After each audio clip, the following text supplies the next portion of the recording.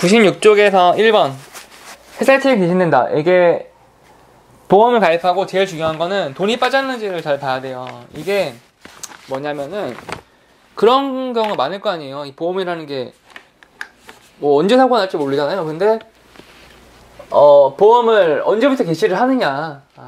청약서를 사인을 받아서 청약서 서류에서 나는 보험 설계사한테 줬어, 청약서를. 그러면은 FC가 사무실에 가져다 주거든요, 보험 청약서를. 그럴 때 사고가 나면 어떻게 되느냐? 보상을 못 받아요, 보상. 나는 분명 사인을 했어. 근데 만약에 가다가 뭐 급성심근경색으로 쓰러질 수도 있고 아니면은 교통사고가 발생할 수도 있는데, 이럴 때는 어떻게 되느냐? 보험사가 당연히 보험사 입장에서 주기 싫겠고 계약자는 당연히 돈을 받고 싶잖아요. 제일 중요하게 봐야 되는 거는 출금. 이 출금 내는지 이게 중요한 거예요. 그래서 돈을 냈으면, 돈을 뺐으면은 그때부터는 보험료 보장 줘라, 보험금 줘라, 이게 돼요. 회사 책임 갱신된다는 거는 돈을 주겠다. 언제부터? 보험료를 뺐을 때, 이때부터. 그래서 5가 되는 거고, 2번 순서대로 나열한 것은 1번은 2회 이후 보험 납입하지 않았다. 계약 해지됐다. 실효 해지를 말하는 거예요. 앞에서 얘기했던 2달 동안 안 내면은 가스 끊어버려요. 그래서 해약 환급금이 지급되지 않은 경우 해지 날로부터 1개월 이내 다시 3년 이내 부활을 할 수 있고, 밑에 보면은 사기에 의해 계약이 성립되었을 때 보험회사 증명한 거 보장 기간 5년 이내에 안 날로부터는 1개월 이내 취소할 수 있다. 자, 먼저 위에 거부터. 미납 실효가 됐을 때는 3년. 그러니까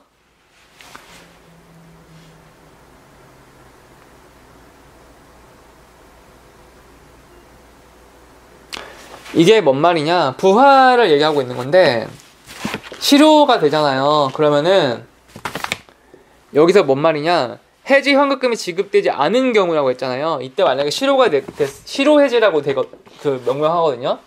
실효 해지 2달 안 냈어요. 실효 해지가 되는데, 이때 보험회사 전화를 해서 해약 환급금이 쌓여있을 거 아니에요. 해약 환급금이. 이때 나 해약 환급금 받겠습니다 라고 전화 콜센터에서 얘기하면은 해약 환급금이 내 통장으로 들어와요. 그러면 그때는 실효 해지가 아니라 해지가 돼버리는 거. 해지.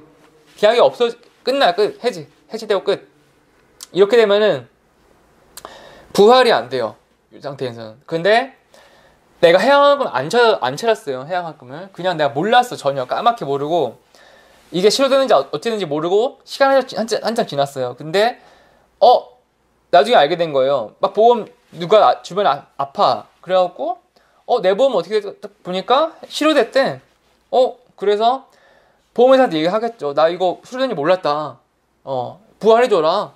그러면은 부활을 신청할 수가 있어요. 부활이 뭐냐? 다시 살려내는 거예요, 보험을. 단 조건이 있는데, 이게 3년 이내일 경우에 한정해서 가능하지. 실효가 됐어, 미납에서. 근데 이건 2020년이야. 근데 3년 넘었어. 2024년이 됐어. 그러면 그때부터는 부활 자체가 또 불가능해지는 거예요. 너무 오래되면은. 그게 기한이 3년이다. 그리고 밑에 사기에 의해 성립됐을 때는 5년 이내 알란으로부터, 그러니까 보장 개시일로부터 5년 이내. 사기로 인해서 계약을 했는데, 보장 개시일이 뭐냐? 보장 개시일은 그거잖아요. 보장 개시일이 뭐야? 돈 냈을 때가 보장 개시하잖아요. 그 날로부터 5년 이내에 취소할 수 있고, 또 보험회사가 안 날로부터, 그러니까 5년 이내, 1년 이내라고 하더라도 보험회사가 이걸 딱 알았어. 이게 정말 사기로 체결됐구나라고 하면은 회사에 걸리는 짧아요. 그래서 1개월이 되는 거예요. 1개월 이내에 취소할 수가 있다. 3번 용어를 맞는 거. 자, 해약환급금이 이게 뭔 말이냐? 그러니까 여러분이 빚을 지고 빚쟁이들한테 뭐 고리대금을 빌렸어. 그런데 갚으라고 하겠죠. 그런데 이 사람이 돈이 없어. 근데 보험이 있는 거야. 그러면은 보험에 뭐 종신보험이나 연금보험 이런 것들은 해양학금이 꽤 쌓이거든요. 그거를 저당을 잡아버리는 거예요. 몇백만 원이 걸려 있어. 그러면은 빚쟁이들이 잡았어요. 빚쟁이들이. 그러면은 이거를 강제 집행이 뭐냐? 이 사람이 돈이 너무 없어. 그러면 막 깨버리는 거예요. 보험을 깨버리고 강제로 찾아가서 해양학금을. 그러거나 아니면 담보권 실행 등 뭐 압류한 채권자가 수익 부장적 합리적인 해지된 경우 해양학금 청구권 압류한 채권자가 뭔 말이야? 채권자와 수익자의 부장적 이익을 합냐? 그러니까 쉽게 말해서 이게 만약에 강제로 해지를 당했어. 근데 이거를 나는 내 의사와 상관없이 강제로 해야게 됐다. 그걸 부활해줘라 라고 하는 게 특별부활제도 라고 하네요. 그러니까 내 의사와 상관없이 해지가 된 거잖아요. 그러니까 이거는 이런 기간 뭐 3년이랑 이런 기간 그런 거 상관없이 특별히 부활해주겠노라 라고 해서 이는 제도가 특별부활제도이다 이렇게 나와 있는 거고. 4번 특별부활에 대한 틀린 거.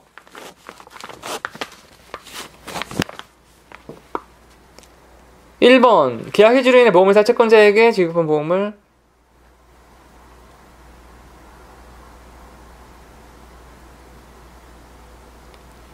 그러니까 이거를 계약을 해지를 했어요. 그렇게 되면은 보험회사가 해양금을 채권자, 그러니까 빚쟁이한테 줬겠죠. 이거를 계약자는 다시 부활을 하려면은 보험회사가 줬던 이 해양금을 다시 페이백해라.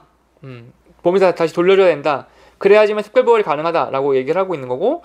2번 강제 집행으로 해지된 계약은 특별부활 대상이 된다. 맞는 말이고. 3번 보험회사가 승낙이 필요하다라는 뜻이고. 4번 피보험자의 동의로도 부활을 청구할 수 있다.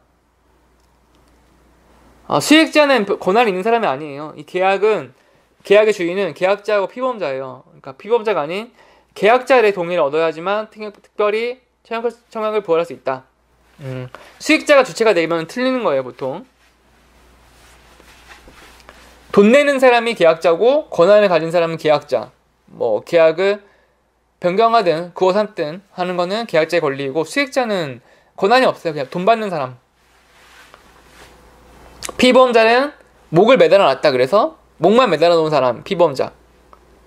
자, 5번 분쟁이 있는 경우는 금융감독원 조정을 신청할 수 있다. 이게 맞고, 뭐 가장 많은 분쟁이 뭐냐? 돈을 왜 안 주냐?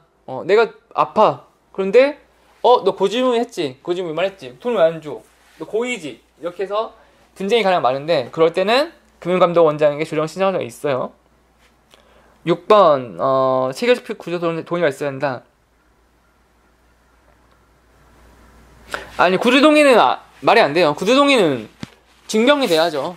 증명이 돼야 녹취가 있어도 녹취한 건 또 조작을 할 수가 있잖아요. 그래서 아니면은 뭐 이 사람의 목소리가 맞는지 안 맞는지도 진위 여부도 따져봐야 되고, 그런 거는 필요 없이 서면동의를 확실히 봐요. 뭐 자필 서명 이런 거를. 필체 같은 거는 속이기가 어렵잖아요. 그래서 구조동의는 여기서는 법적 효력은 찾을 수 없고, 서면동의가 맞는 말이네요. 7번 사망보험에 틀리게 설명한 거. 타인의 사망보험이냐. 타인의 사망보험 뭐냐? 타인의 사망보험은 보통 법인 같은 걸 많이 해요. 단체보험 같은 거. 예를 들어 파리바게뜨 SBS 설립이야. SBS 설립이 계약자고 법인이고 계약자 주인이에요. 직원들 단체보험 사망보험 가입시키잖아. 이 피보험자잖아. 피보험자 직원들이. 타인의 사망보험은 계약자와 피보험자 당연히 다르죠. 그래서 타인의 사망보험이라고 얘기를 하는 거고. 2번 피보험자의 동의를 얻어야 된다.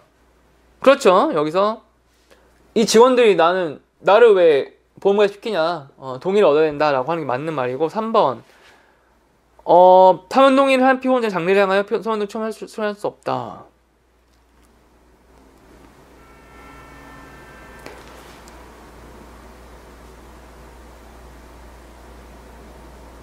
서면 동의를 한 피보험자는 서면 동의를 했는데 장래를 향하여 미래에 청할 수 없다.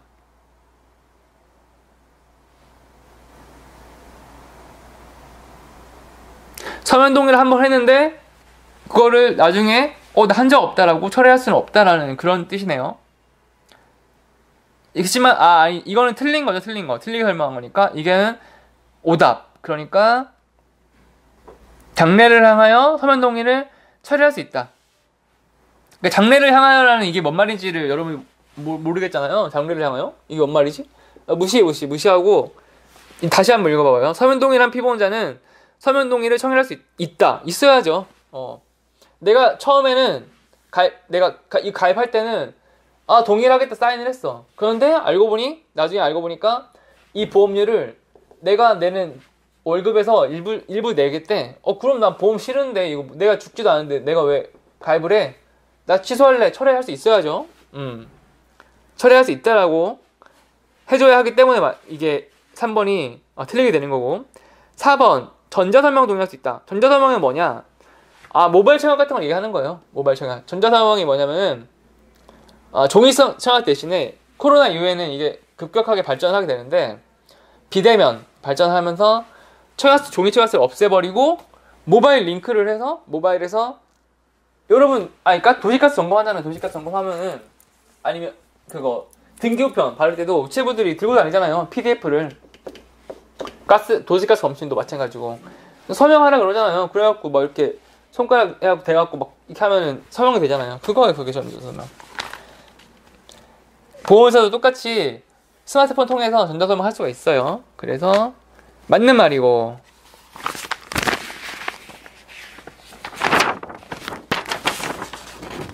자 99쪽에서 1번 보면은 세액공제가 이번에 또 나오는데 세금 얘기가 다시 나오네요. 그리고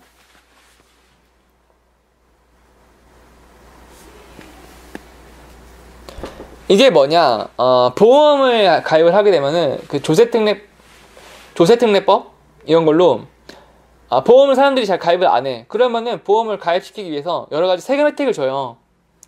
세금을 깎아준다는 뜻이에요. 아니면 돌려주거나 그런 게 불량성 보험료가 있는데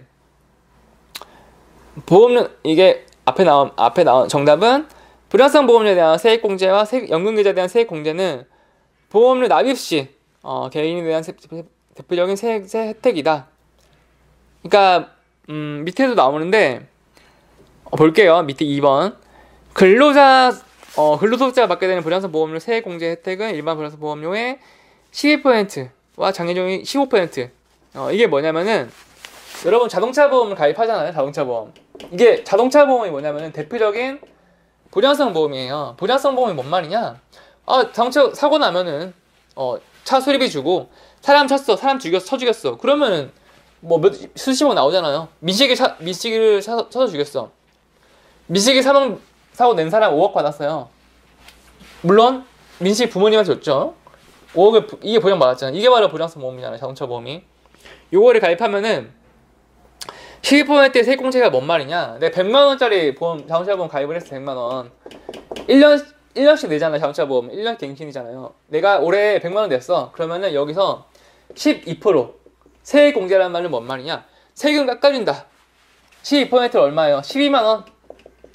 이 12만원을 내가 연말정산 하잖아요. 연말정산하고 아니면은 종합소득세. 사업하시는 분들은 종합소득세 내잖아요. 그럼 여기서 내가 세금을 12만원을 내야 돼. 그러면 여기서 세액공제가 시의원 내가 자동차보험 가입하면서 12만원에 세액공제 받았잖아요. 내가 낼 세금이 12만원이야. 똔똔이 되잖아요. 그럼 빵원이 돼요. 빵원이. 내가 50만원을 세금을 내야 돼. 그러면 마이너스 12만원 38만원 세금만 내면 돼요. 이게 바로 세액공제예요. 세금을 깎아준다는 거예요. 아니면은 내가 돌려받는 세금이 많아. 그러면 플러스 12만원 해줘요. 세액공제예요 이게. 그리고 이거는 일반인들 기준으로 말하는 거고 근로소득자 기준으로 말하는 거고 장애인은 뭐냐? 장애인은 15%로 좀 늘어났어요. 그러니까 세금을 더 많이 깎아주는 거죠.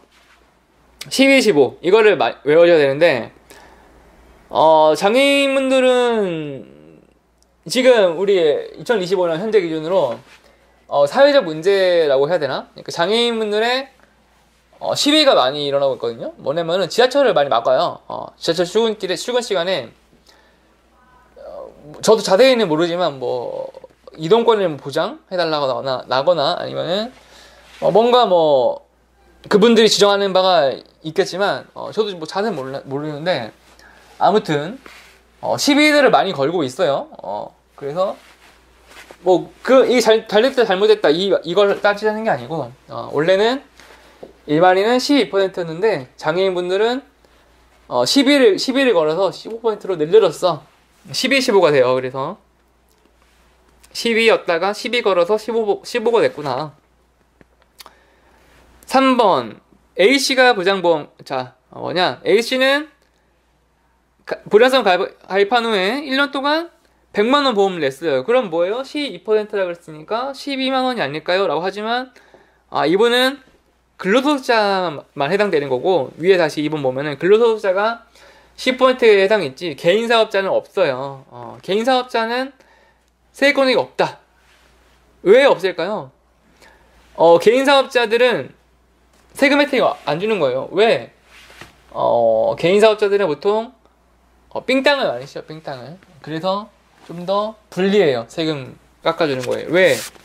제가 그때 한참 어렸을 때 뭐 옷가게도 많이 옷가게 옷 사러 오프라인에서 많이 샀어요. 그 동대문에 가면은 두산타워, 두타, 뭐 헬로 APM, 밀리오레라는 이런 옷가게들이 있어서 가면은 그 자영업자분들이잖아요. 개인사업자들. 그분들이 옷을 판매하는데 이게 현금가라는 게 있고 카드가라는 게 있어서요. 그래서 현금으로 사면은 깎아주고 카드로 하면은 비싸게 해주고, 카드로 하면은 6만원을 내래. 바지를 사야 되는데. 근데 현금으로 하면은 깎아서 55,000원에 해준다는 거야. 그럼 당연히 다 현금 내겠죠. 이런 식으로 탈세는 아니고 절세? 탈세? 이렇게 기록이 안 남잖아요. 현금 받으면. 그래서 개인사업자들은 세금 혜택이 없어요. 그래서 세액공제 없다. 4번이 답이고, 탈세 아무튼 뭐 비하는 탈세라고 이걸 해야 되나? 탈세는 아니고 절세 정도. 절세. 절세. 비하는 아닌데 뭐 아무튼 그렇고. 4번 세금은 여러분 열심히 내야 돼요. 성실하게. 그래야지 나라가 안 망해요. 세금 너무 이런 건 좋지 않죠, 사실. 그래서 어떻게 되느냐? 이게 나중에는 이 자영업자 있잖아요. 개인사업자, 뭐 치킨집 아니면 뭐 식당 이런 분들은 카드 내더라도 카드 수수료가 거의 없어요. 옛날에는 카드 수수료 많이 받고 뭐 세금도 막 왕창 받고 막 이러니까 너무 정부가 보기에 이러면은 야 카드 받아. 개인도 불편하잖아요. 현금 들고 다니기. 그러니까 카드 받아. 대신에 카드 수수료 낮춰줄게 해서 요즘에는 카드 내도 뭐 별 불편은 없잖아요. 그래서 그래요. 4번 세액공제에 대해 마크 설명한 거. 1번 근로소득자는 세액공제 받았을 때. 이게 맞죠. 이게 중요한 개념이기 때문에 정답이 계속 나오는 거예요, 이렇게. 그리고 2번 일반성 고령세 15%. 이건 아니죠. 12 걸어서 15보다 된 거는 장애인이잖아요. 3번 개인사업자는 세액공제 받을 수 없고. 4번 만기 환급된 금액이 나이부 초과하는 분을. 이게 뭐냐? 이게 보장성 보험이다 라는 뜻이에요. 보장성 보험을 대상으로 한다.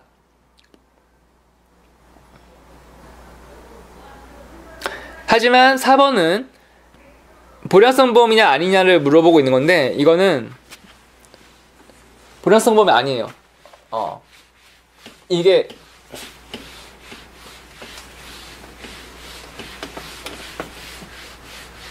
수직선을 한번 그려보세요. 만약에 이게 여기서는 답이 쉽게 나오지만 만약에 어렵다고 하면은 답을 찾기가 어려워. 그러면은 4번 보면은 자 수직선을 그려서 30세예요 65세예요 이때 납입한 기간은 요게 납기잖아요. 요게 납기고 65세가 만기가 되는 해요. 만기가 되는 해고, 내가 30세부터 쭉 65세까지 한 1,000만원을 돈을 냈어요. 1,000만원을 들이부었어. 이게 낸돈이냐, 낸돈이고, 요게 만기가 65세 돼서 내가 만기가 돼서 계약 종료하고 내가 만기 현금금 받았어. 근데 빵원이야. 만기 현금 돌려줄 게 없대. 자동차 보험도 마찬가지야. 자동차 보험도 순수 보장형. 만기가 돼도 돈 돌려주고 하나도 없잖아요. 당신 무사고니까 돈 돌려주겠어. 그런 거 없어요. 순수 부작용이에요. 빵원. 자, 내가 낸 돈이 1,000만원이고 만기환급금이 빵원이야. 그래서 4번 다시 봐봐요. 만기환급 때는 금액이 납입보험료를 초과했다라고 하는 걸 대상으로 한다. 이게 아니잖아요. 이게 지금 순수 부작용은 이렇게 되잖아요. 내가 낸 돈이 더 많고 만기환급금 적잖아요. 그러니까 이렇게 됐을 때가 이게 보장성 보험의 뜻이잖아요. 보장성. 내가 납입한 보험료가 내가 만기환급 받는 경우보다 초과하는 경우를 불량성 보험이라 하는데, 불량성 보험은 대상으로 하는 게 맞죠. 불량성 보험을 대상으로 하는 게 세액공제 혜택이다. 요게 순수 불량성 보험이에요. 요게 납입한 보험료가 초과한다. 만기 때 받는 돈을. 근데 여기 4번은 뒤로 앞뒤가 바뀌어 나왔어요.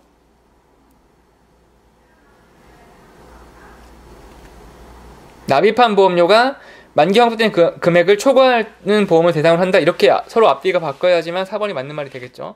그래서 4번 틀렸고, 자 5번은 뭐냐?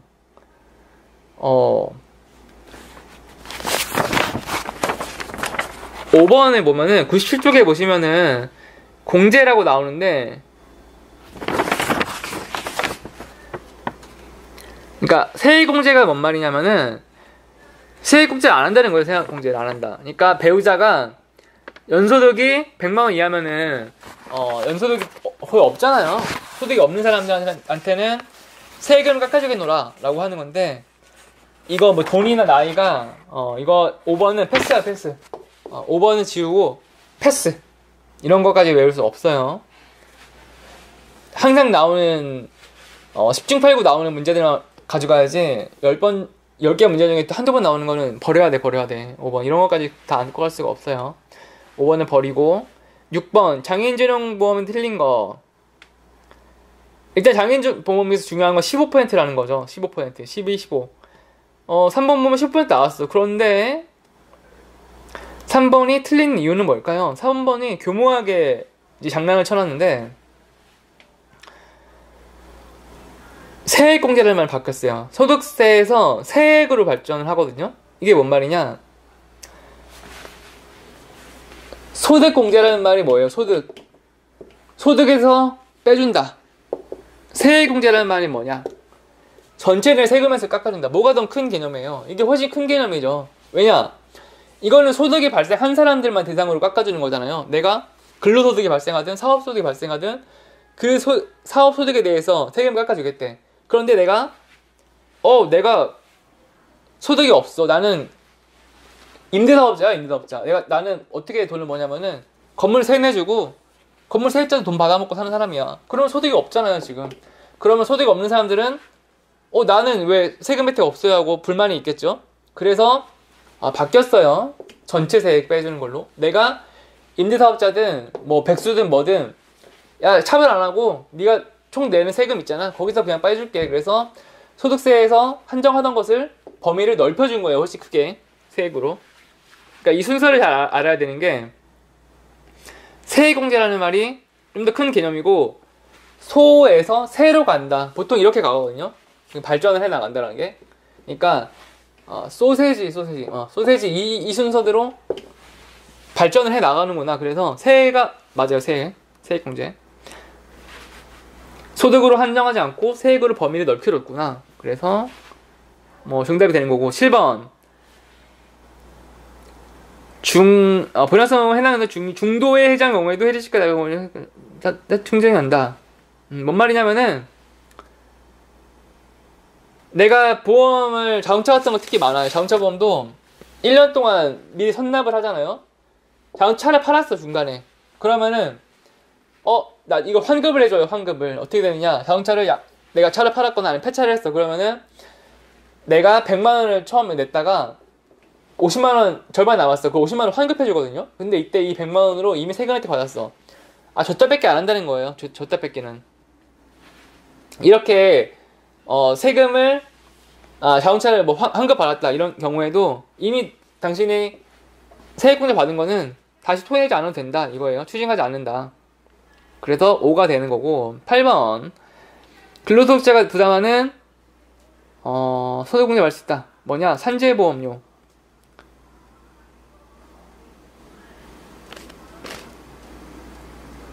이게 뭐냐? 그러니까 근로소득자가 월급을 낼 때 거기에 보험료가 다 포함이 되잖아요. 그러니까 건보료, 여러분들 그 월급 그러니까 월급쟁이 분들 그러니까 월급쟁이? 그러니까 아무튼 월급 명세서를 보면은 뭐 사대보험료 이렇게 해서 차감이 되고 나올 거예요. 그래서 뭐 건보료가 뭐 한 5만 원 빠졌고 뭐 산재 뭐 3만 원 빠졌고 막 이렇게 해서 다 떼고 실수령액 이렇게 나오잖아요. 그러면은 뭐 월급쟁이들은 이거 보면은 왜 이렇게 보험료 많이 낼까라고 하는데 거기에 해당되는 건보료, 고용보험료, 노인장기요양보험료 요 세 가지는 소득공제.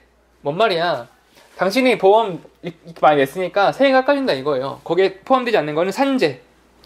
산재는 여기에서 해당이 안 돼요. 산재는 국민, 고용, 노인하고는 약간 다르잖아요. 성격이 좀 다르다고 해야 되나? 산재보험 같은 경우는. 그래서 산재보험은 소득공제와는 관련이 없네. 세금 깎아주지 않는다라는 그 뜻이고.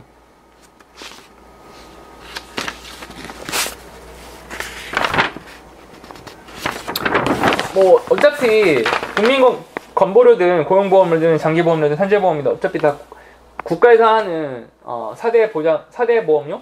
4대보험인데 산재만 이런 차별이 있는지 의문이긴 한데 아무튼 뭐 그렇다고 하니까 그리고 오늘 여기까지 보고 다음 시간에 또 이어서 진행을 하도록 할게요. 세금에 대해서.